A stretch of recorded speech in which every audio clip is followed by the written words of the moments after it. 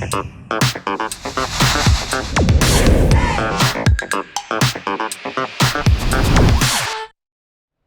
everyone, and welcome to the first Warrior Weekly of the semester. I'm Grace Langner. And I'm Cole Hames. Thanks for joining us, and happy Halloween week. Here's a look at what's happening this week at BHS.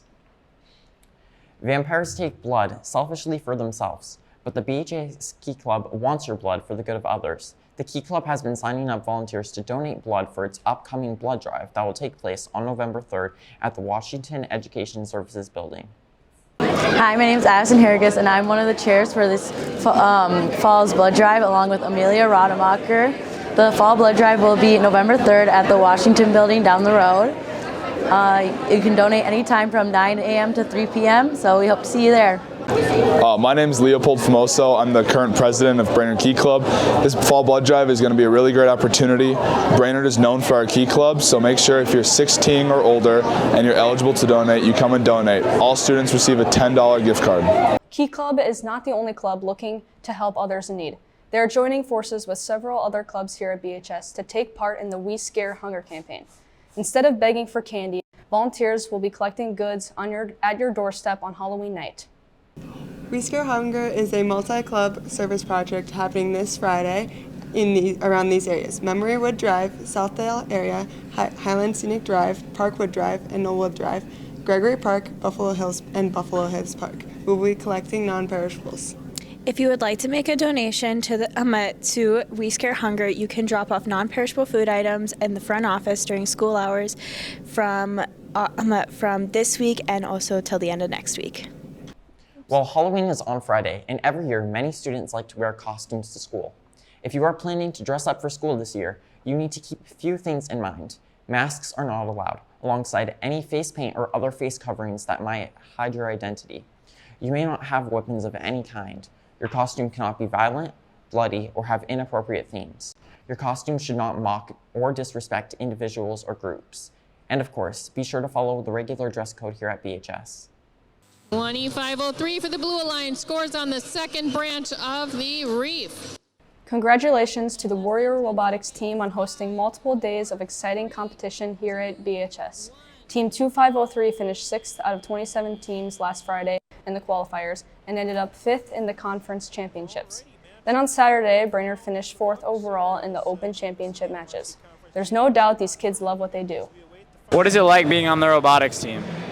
It's honestly fun. I mean, like, everybody is helpful. I mean, it's a great time, and we've always had fun. I mean, look at the, you got today's event. Yeah. We've always been productive, and we'll always be productive. What was the hardest part about building your robot? I think carrying it out is the hardest part because we need to figure out what the robot will do, like how certain things will be built, or how we're gonna go over it. Coaching the robotics team is amazing. Kids are enjoying things. It's a little stressful, obviously, hosting an event like this, but the kids bring energy. They bring a lot of problem solving, a lot of fun. Great job, Team 2503. It's time now for our question of the week. Davon Wallach here at the Warrior Weekly scoured the halls of BHS to get some of your thoughts on what is the worst candy handed out during the spooky season. What's your least favorite Halloween candy and why? I'm gonna have to say Laffy Taffy. I've never liked them. I gotta admit, it is probably Dots because in my case, they just taste like plastic. They ain't got no flavor, and the texture in them is overall just gross, bro. Hot tamales because they don't taste good. Okay, thank you. I'm gonna go with candy corn. I think it's a very overrated Halloween candy. Definitely candy corn because it just tastes like wax. And mine's Reese's because I don't like chocolate. Probably candy corn because I don't like the texture of it. Okay. We think Dots. And Butterfingers. Yeah, because they get stuck in my teeth and they're just not good. I had to say raisins because one time they gave me raisins. It's really gross. I do not like raisins. There are definitely some interesting takes there. I know. Some of those are actually my favorites, but nothing is more favorable to me than cookies, even if they aren't always the sweetest in the batch.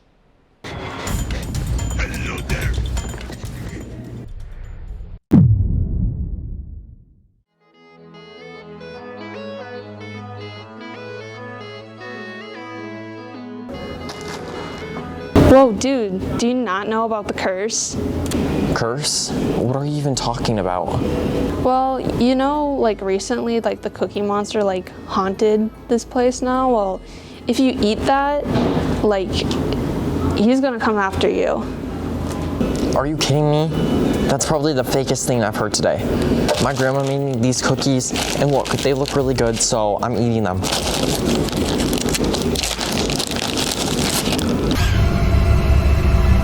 Cookies! See, nothing ended up happening.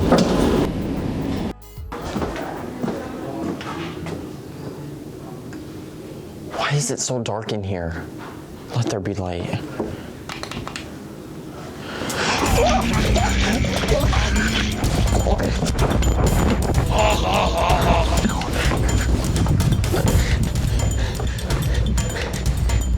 Cookies!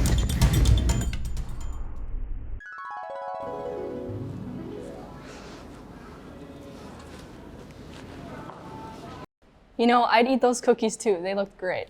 Enough with the cookies. I'm tired of it. I need a break.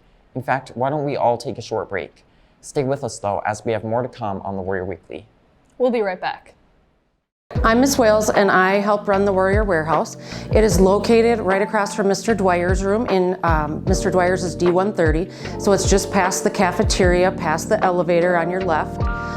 It doesn't have a room number, but it's got a big yellow door with a sign on it that says Warrior Warehouse and some instructions on how to get a hold of me. So the Warrior Warehouse is for any student at BHS who is in need of anything. Clothing, there's a little bit of clothing, there's food, there's school supplies, a lot of hygiene stuff. So if anybody needs anything, they're allowed to use it.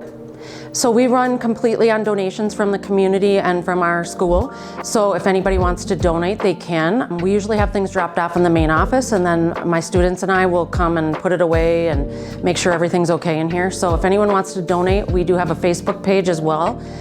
It's BHS Warrior Warehouse. And then we also have an Amazon wish list. You can find that on there too.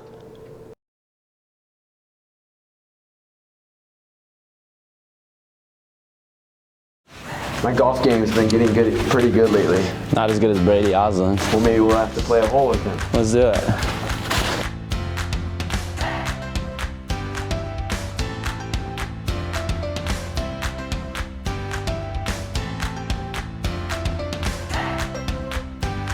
Today we have a special guest, Brady Oslin.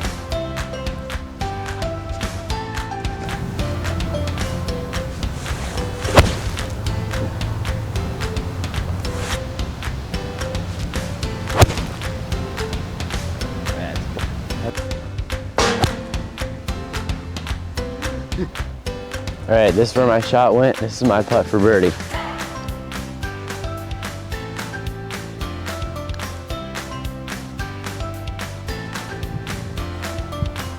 Well, much farther than our D1 golfer Brady, but let's give this a little shot.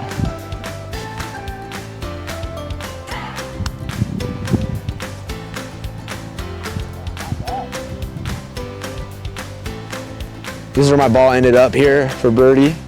Not bad.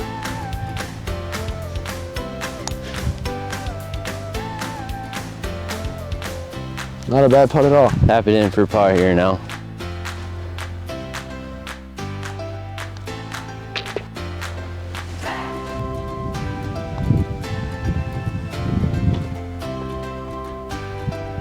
Tap it in for par.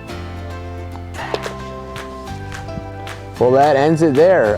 We finished with a three-way tie, and we hope you guys enjoyed, and we'll be back next week. Welcome back to the Warrior Weekly. Once again, I'm Cole Haynes. And I'm Grace Laner. Thanks for staying with us. The Warrior girls swim and dive team has had a great season, most recently winning the Central Lakes Conference Championship this past weekend. Brainerd earned 425 team points, 50 points more than Sartell, who finished second. The Warriors are undefeated so far this season and are riding that wave into the upcoming section meet.